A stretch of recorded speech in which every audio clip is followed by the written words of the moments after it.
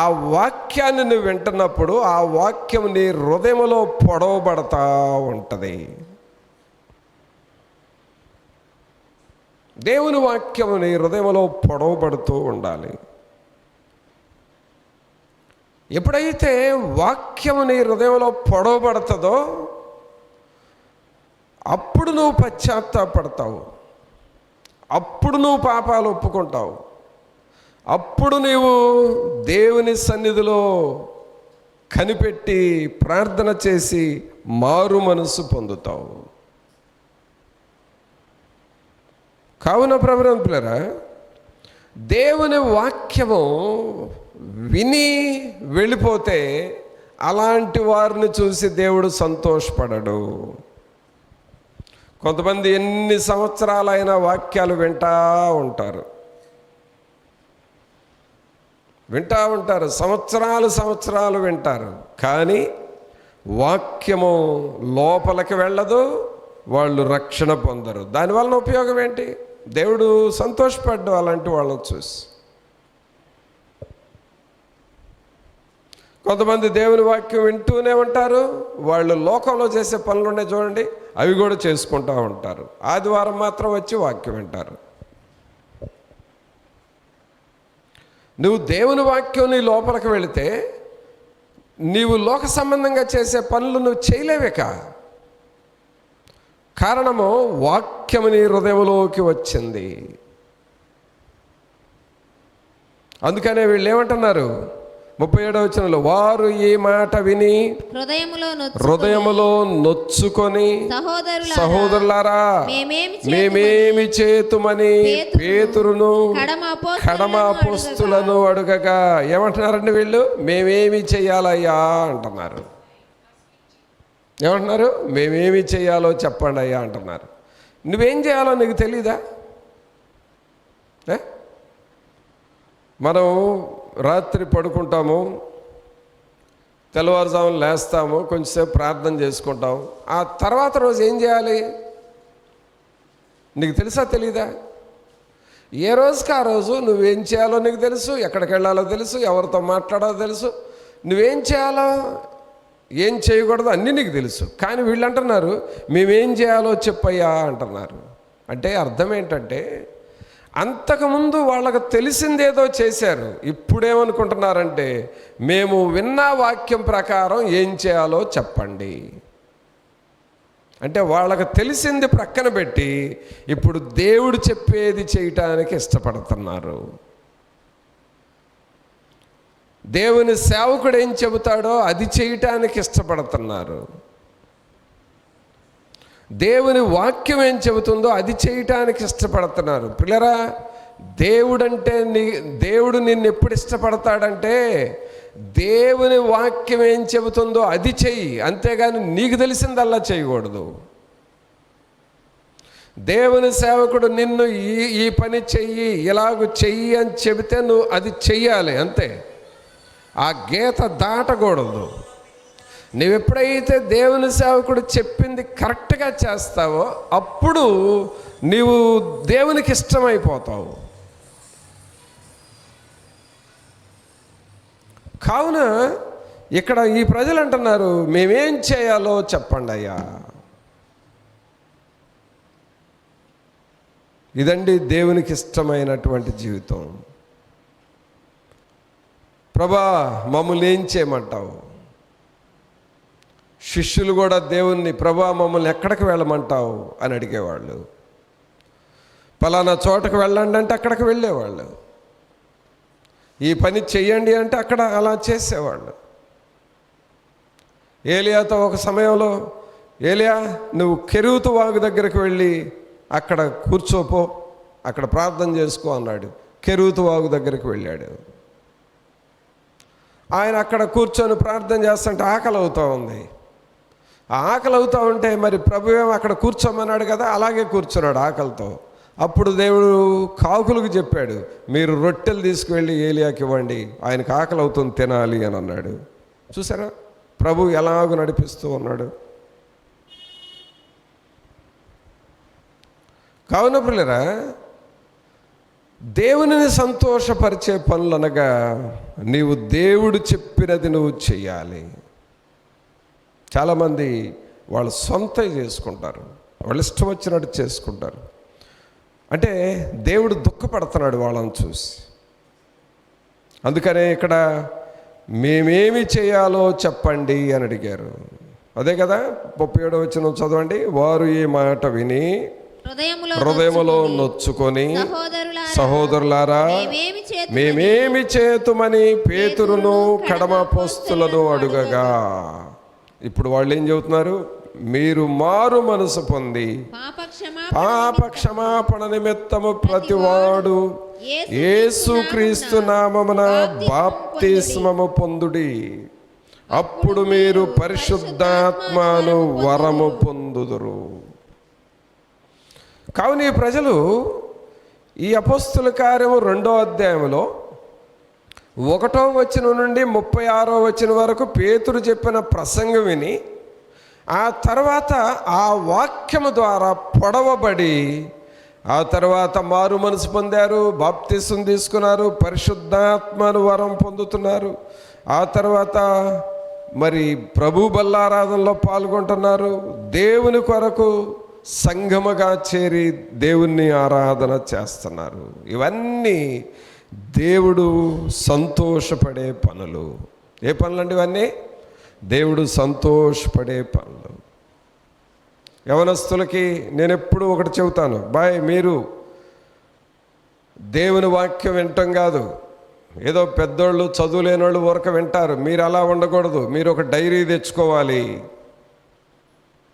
ఆ డైరీలో మెసేజ్లు రాసుకోవాలి. మీరు మెసేజ్లు రాసుకొని ప్రార్థన చేసినప్పుడు ఇప్పుడు చెప్పిన వాక్యాలు నువ్వు మరలా చదువుకుంటూ ప్రార్థన చేస్తే అది మీకు చాలా మేలు, ఆశీర్వాదం అని యవనస్తులకి, స్టూడెంట్స్కి చెబుతూ ఉంటా. నీవు ఆ మాటకు లోబడి నువ్వు అది ప్రాక్టీస్ చేయాలి. అప్పుడు నీవు నీ జీవితం ద్వారా దేవుడు సంతోషపడతాడు. కొంతమంది అలా చేయరు, ఎంతన్నా చెప్పు చేయరు.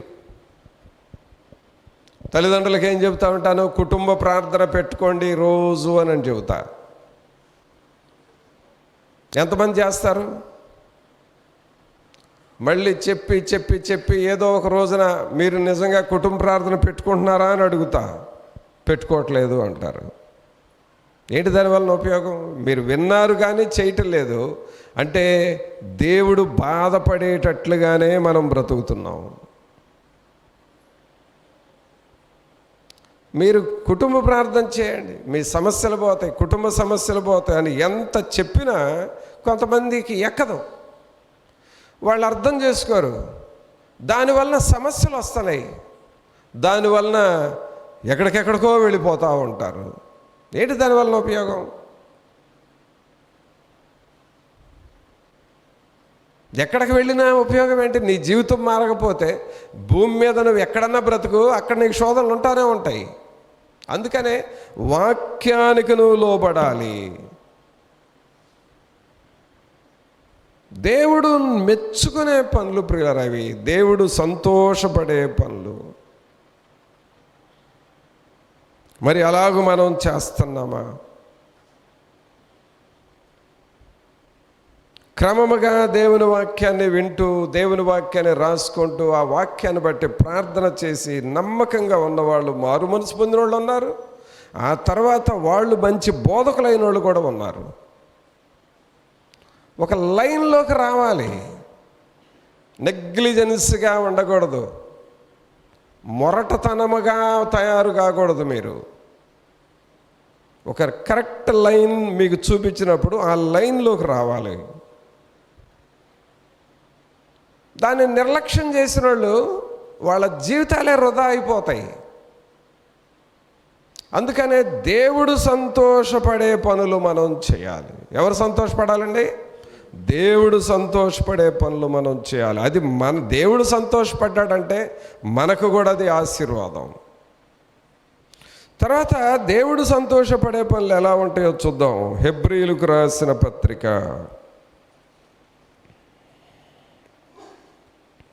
4వ అధ్యాయము.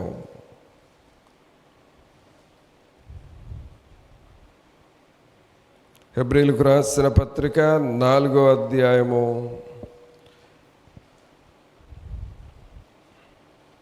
12వ వచనం చదవండి. ఎందుకనగా దేవుని వాక్యము సజీవమై బలము గలదై రెండంచులు గల ఎటువంటి ఖడ్గము కంటెను వాడిగా ఉండి ప్రాణాత్మలను కీళ్లను మూలుగను విభజించునంత మట్టుకు దూరుచు హృదయం యొక్క తలంపులను ఆలోచనలను శోధించుచున్నది. పిల్లరా, దేవుడు నిన్ను చూసి ఎప్పుడు సంతోషపడతాడంటే, అక్కడ అపోస్తుల కార్యములు 2వ అధ్యాయము 37వ వచనంలో ఏం చదివామంటే, వారు ఆ మాట విని తర్వాత చెప్పండి, హృదయములో నొచ్చుకొని, అంటే పొడవబడ్డారు. అంటే వాక్యము వాళ్ళ హృదయంలోకి పొడవబడింది, లోపలికి వెళ్ళింది. అయితే ఆ వాక్యము ఇంకా లోపలికి వెళ్ళింది. ఇక్కడ 12వ వచనం ఎక్కడికి వెళ్ళిందో చూడండి. దేవుని వాక్యము సజీవమై బలము గలదై రెండంచులు గల ఎటువంటి ఖడ్గము కంటెను వాడిగా ఉండి ప్రాణాత్మలను. చూడండి, అంటే వాక్యం ఇంకా లోపలికి వెళుతుంది. ఇందాకేమో ఊరక జస్ట్ అట్ట పొడవబడ్డారు, ఇప్పుడేమైందంటే ప్రాణాత్మల్లోనికి వెళ్ళింది. ప్రాణము ఆత్మ ఎక్కడ ఉందో అక్కడికి వెళ్ళిపోయింది. మీ ప్రాణం ఎక్కడుందో చెప్పండి. మీ ప్రాణం ఎక్కడుంది? మన ప్రాణం ఎక్కడుంది అని అడిగితే ఏం చెప్పాలి? అదేమన్నా కంటిలో ఉందా, చెవిలో ఉందా, లేకపోతే గుండెలో ఉందా, లేకపోతే రక్తంలో ఉందా? ప్రాణం ఎక్కడుంది అని ప్రశ్నిస్తే మన శరీరం అంతా ప్రాణం ఉన్నది. ఆమేన్. ఎక్కడుంది? మన శరీరం అంతా మన ప్రాణం ఉంది. అలాగే పిల్లరా, ప్రాణాత్మల్లోనికి దేవుని వాక్యం వెళ్ళింది. దేవుని వాక్యము నీకు గ్రొచ్చబడాలి, పొడవబడాలి, తర్వాత లోపలికి వెళ్ళాలి. ప్రాణాత్మలను, తర్వాత కేళ్లను మూలుగను విభజించునంత మట్టుకు దూరుచు హృదయం యొక్క తలంపులను ఆలోచనలను శోధించుచున్నది. ఆమేన్. దేవుని వాక్యము తలంపుల్లో కూడా వెళ్ళిపోయింది. ఎప్పుడైతే దేవుని వాక్యం నీ తలంపుల్లోనికి, నీ హృదయంలోనికి, నీ ఆలోచనలోనికి, నీ కలల్లోనికి, నీ మాటల్లోనికి వాక్యం ఎప్పుడైతే వెళుతుందో నిన్ను చూసి దేవుడు బహుగా సంతోషిస్తాడు. అప్పుడు నిన్ను చూసి దేవుడు సంతోషించడమే కాదు, నిన్ను ఆశీర్వదిస్తాడు. ఇదండి దేవుని సంతోషపరిచే జీవితం. మరి ఎలాగ మనం చేయగలుగుతున్నావా? ఇలాగ నువ్వు దేవుని సంతోషపరచగలుగుతున్నావా? ప్రభువు నిన్ను చూసి, నీ పనులు చూసి దేవుడు సంతోషపడుతున్నాడా? ఇంకా చూడండి, దేవుడు నిన్ను చూసి సంతోషపడటానికి మనం ఏం చేయాలో చూద్దాం. యెహెజ్కేలు గ్రంథము, యెహెజ్కేలు గ్రంథము 11వ అధ్యాయము. నిన్ను చూసి ఎప్పుడు సంతోషపడతాడంటే ప్రభు, యెహెజ్కేలు గ్రంథము 11వ అధ్యాయము 19వ వచనం చూడండి. వారు నా కట్టడలను నా విధులను అనుసరించి గైకొనున్నట్లు నేను వారి శరీరములలో నుండి రాతి గుండెను తీసివేసి వారికి మాంసపు గుండెను ఇచ్చి వారికి ఏక మనస్సు కలుగజేసి వారి యందు నూతన ఆత్మ పుట్టింతును, అప్పుడు వారు నాకు జనులయ్యుందురు, నేను వారికి దేవుడినయ్యుందును. చూడండి, అప్పుడు వారు నాకు జనులయ్యుందురు అంటే మనము దేవుని జనాంగముగా మారిపోతాము, దేవుని ప్రజలం.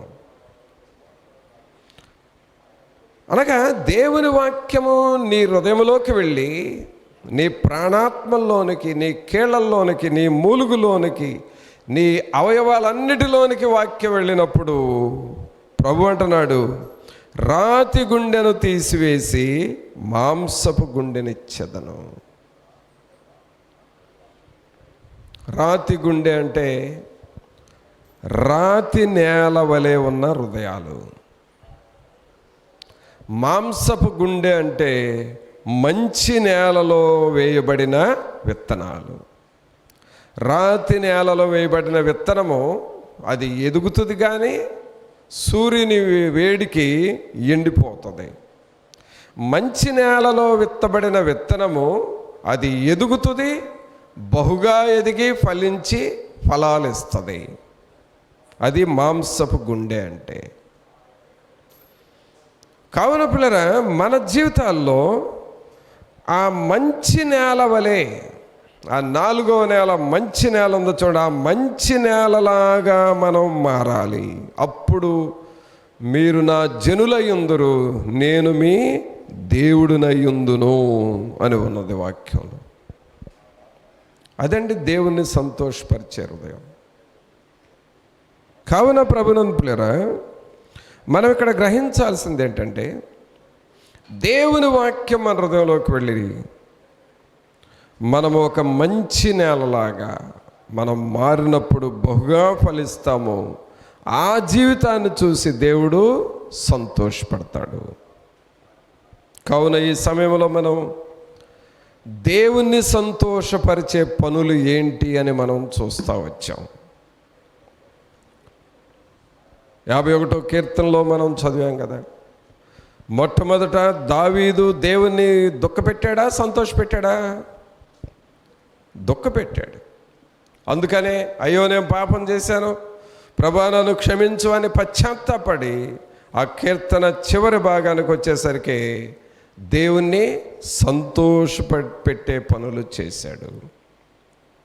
మన జీవితంలో మరి అలాగూ దేవుణ్ణి సంతోషపరుస్తున్నామా? మనల్ని చూసి ప్రభు ఏమన్నా సంతోషపడుతున్నాడా? ఏం విన్నాం చెప్పండి? దేవుడు సంతోషపడాలంటే ఏం చేయాలి? మనం సుంకరి లాంటి తగ్గించుకొని ప్రార్థన మనం చేయాలి. ఏ ప్రార్థన చేయాలి? మనల్ని మనం తగ్గించుకొని సుంకరిలాగా ప్రార్థన చేస్తే ఆ ప్రార్థన విని దేవుడు సంతోషపడతాడు. అందుకనే అతని ప్రార్థన విన్న తర్వాత అతనికంటే ఇతడు నీతిమంతుడుగా తీర్చబడ్డాడు. తన్ను తాను తగ్గించుకొనివాడు హెచ్చింపబడను, తన్ను తాను హెచ్చించుకొనివాడు తగ్గింపబడును అని మనం చదివాం. తర్వాత విన్నాం, మొదటగా తగ్గించుకోవాలని విన్నాం. తర్వాత రెండవ విషయం విన్నాం, అపోస్తల కార్యంలో చూసాం. పేతురు ప్రసంగం చేసినప్పుడు ఆ ప్రజలు వాక్యం విని ఏం చేయబడ్డారు? వాళ్ళు పొడవబడ్డారు, వారి హృదయములో పొడవబడ్డారు. ఆ తర్వాత పేతురుని అడుగుతున్నారు, అయ్యా మేమేం చేయాలో చెప్పండి, మాకు తెలిసింది మేము చేయటం కాదు, ఇప్పుడు మేమేం చేయాలో చెప్పండి. అందువలన పేతురు మీరు మారు మనసు పొందండి అన్నాడు, బాప్తిసం తీసుకోండి అన్నాడు, పరిశుద్ధాత్మని వరం పొందండి అన్నాడు. అవన్నీ చేశారు. వారిని చూసి దేవుడు బహుగా సంతోషించాడు. కావున దేవునిని సంతోషపరిచే పనులు మనం చేస్తున్నామా? ఆ తర్వాత హెబ్రీలకు రాసిన పత్రికలో మనం చూసాం, మనము దేవుణ్ణి సంతోషపరచాలంటే వాక్యము మన లోపలికి వెళ్ళాలి. ప్రాణాత్మల్లోనికి, కీళ్ళల్లోనికి, మూలుగులోనికి, తలంపుల్లోనికి, ఊహల్లోనికి, సర్వ శరీరములోనికి వాక్యం వెళ్ళాలి. అలాగూ వాక్యము నాకు ఇవ్వు ప్రభువా అని అడగాలి. ఆ వాక్యము నీ లోపలికి వెళ్ళినప్పుడు నీ హృదయము మంచి నేలలాగా మారుతుంది. రాతి గుండెను తీసివేసి మాంసపు గుండెనిస్తాను అని చెప్పాడు. చివరిగా దేవుని సంతోషపరచాలంటే ఇంకేం చేయాలో చూద్దాం. 1 సమూయేలు గ్రంథము 1వ అధ్యాయము 1 సమూయేలు గ్రంథము 1వ అధ్యాయము 15వ వచనం చదవండి. హన్నా అది కాదు నా ఏలినవాడ, నేను మనోదుఃఖము గలదాననై ఉన్నాను. నేను ద్రాక్షారసమునైనను మద్యమునైనను పానము చేయలేదు గాని నా ఆత్మను యెహోవా సన్నిధిని కుమ్మరించుకొనుచున్నాను. అందరం చేయి పైకి బిగ్గరగా చెప్పండి. నా ఆత్మను యెహోవా సన్నిధిని కుమ్మరించుకొనుచున్నాను. ఆమేన్. ప్రియరా, దేవుడు నిన్ను చూసి సంతోషపడాలంటే ఈ హన్నాలాగా నీ ఆత్మను దేవుని సన్నిధిలో కుమ్మరించుకొని ప్రార్థన చేయాలి. నీ హృదయాన్ని తగ్గించుకొని నీ పాపములు ఒప్పుకుంటూ, ప్రభా నేను నీకు వ్యతిరేకంగా ఎలాగూ చేశానని క్షమించమని అడుగుతూ నీ హృదయాన్ని కుమ్మరించుకొని, నీళ్లు కుమ్మరించినట్లుగా నీ హృదయాన్ని కుమ్మరించుకొని ప్రార్థన చేస్తే దేవుడు నీకు గొప్ప ఫలితాలు ఇస్తాడు. అలా చేసినప్పుడు ప్రభువు నిన్ను చూసి సంతోషపడతాడు. ఈ హన్నా చేసిన ప్రార్థన దేవుడు విన్నాడు, దేవుడు సంతోషపడ్డాడు. ఆమె ప్రార్థన విని దేవుడు ఆమెకు జవాబిచ్చాడు. మరి అలాగ మనం సిద్ధపడదామా? ప్రభా మిమ్మల్ని మీరు సంతోషపడే పనులు నేను చేస్తాను అని దేవునితో చెబుదామా? ప్రార్థన చేసుకుందాం. అందరం మోకరించి ప్రభు సన్నిధిలో నిన్ను నువ్వు పరీక్ష చేసుకో. దేవుని దుఃఖపెట్టే పనులు చేస్తున్నావా, లేక దేవునిని సంతోషపరిచే పనులు చేస్తున్నామా? ప్రభువుని అడుగుదామా? అందరూ మోకాళ్ళ మీద ఉండి మీ చేతులు దేవుని వైపు చూపిస్తూ యేసయ్యా అని పిలుస్తూ, ఓ దేవా, మిమ్మల్ని దుఃఖపెట్టే పనులు చేయకూడదు నాయన, మిమ్మల్ని సంతోషపరిచే పనులే చేయాలి ప్రభా, ఎన్నటికీ మిమ్మల్ని దుఃఖపరచకూడదయ్యా. రక్షకుడా మీ వైపు చూస్తూ ఉన్నాము, పరిశుద్ధుడైన మా దేవా మీ వైపు చూస్తూ ఉన్నాం. రాతి గుండెను తీసివేసి మాంసపు గుండెనిస్తాను అన్నారు కదా, అనగా రాతి నేల మాలో నుండి తొలగిపోయి మంచి నేలలాగా మా హృదయాన్ని చేసే దేవుడు ప్రభువా. అలాగూ మా హృదయాలు మార్చబడాలి, అలాగూ మేము మిమ్మల్ని సంతోషపరచాలి అని ప్రభువుని అడుగుదామా? ప్రార్థన చేద్దాం. హన్నా ప్రార్థన చేసింది, నా ఆత్మను యెహోవా సన్నిధిని కుమ్మరించుకొనుచున్నాను అని చెప్పింది కదా. దేవా, నా ఆత్మను మీ సన్నిధిలో కుమ్మరించుకోవాలి, అలాంటి ప్రార్థన నాకివ్వండి, అలాంటి ప్రార్థనాత్మ నాకివ్వండి అని ప్రభువుని అడుగుదాము. ఒక నిమిషం అందరం ప్రార్థనలో ఉందాం. పరిశుద్ధుడైన మా ప్రభా, మీకు స్తుతులు స్తోత్రాలు వందనాలు చెల్లిస్తూ ఉన్నాము. మహోన్నతుడా మహాగణుడా మా ప్రభు అయిన యేసు మిమ్మల్ని స్తుతిస్తున్నాము. దేవా, ఈ ప్రియులను మీరు దర్శించండి.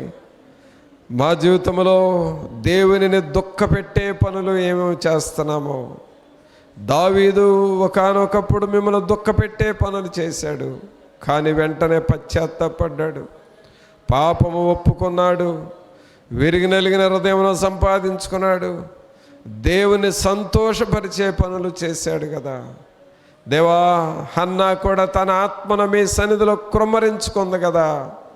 అలాగూ మమ్మల్ని మేము నాయన మా ఆత్మను కుమ్మరించుకొని మీరు సంతోషపడే పనులు చేసేవారిగా మమ్మలను చేయండి. ఈ ప్రియులను దర్శించండి.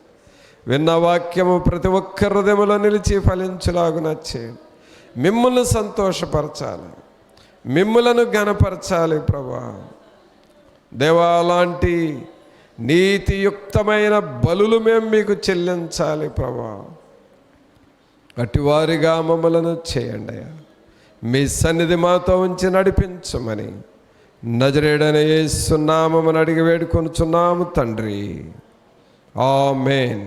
మన తండ్రి అయిన దేవుని ప్రేమ, కుమారుని కృప, పరిశుద్ధాత్మని యొక్క సన్నిధి ఇప్పుడు నెల్లప్పుడు మనందరికి తోడుగా ఉండి సహాయము చేసి నడిపించును గాక.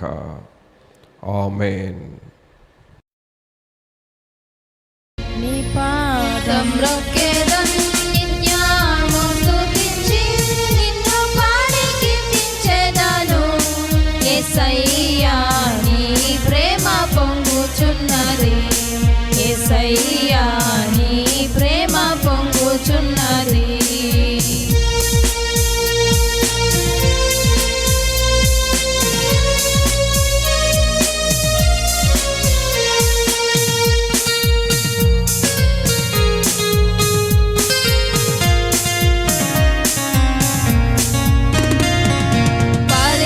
పరిశుద్ధమైన పరవశమే పరమా యేసుని కృపవరమే.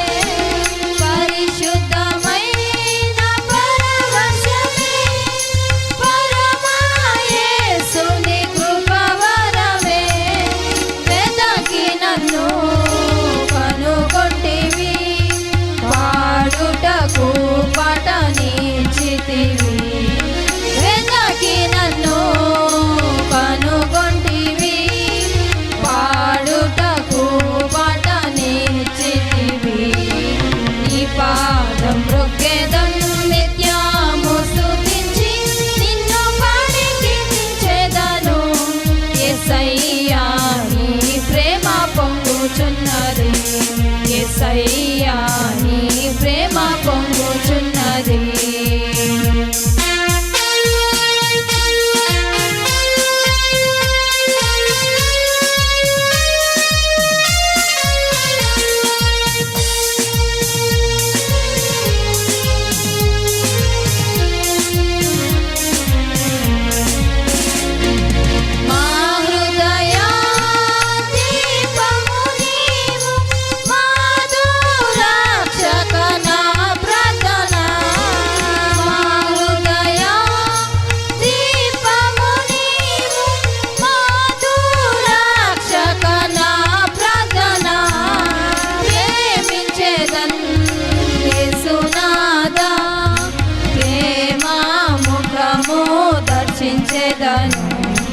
ప్రేమించెదన్ యేసునాదా, ప్రేమ ముఖము దర్శించెదము.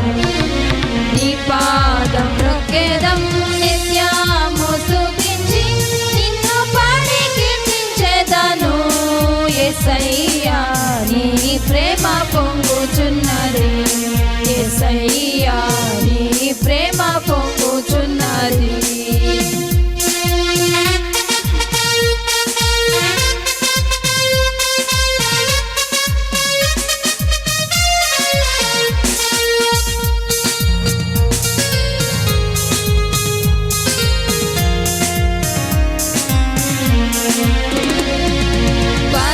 పరిశుద్ధమైన కీర్తికును ప్రకాశమైన శిఖరముపై, పరిశుద్ధమైన కీర్తికును ప్రకాశమైన శిఖరముపై శీఘ్రముగా చేర్చెదవు.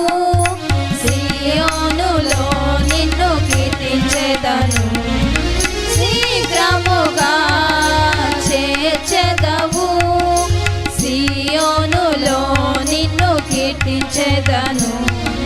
నీ పాదం రొక్కెదం నిత్యము స్తుతించి నిన్ను పాడి కీర్తించెదను. యేసయ్యా నీ ప్రేమ పొంగుచున్నది, యేసయ్యా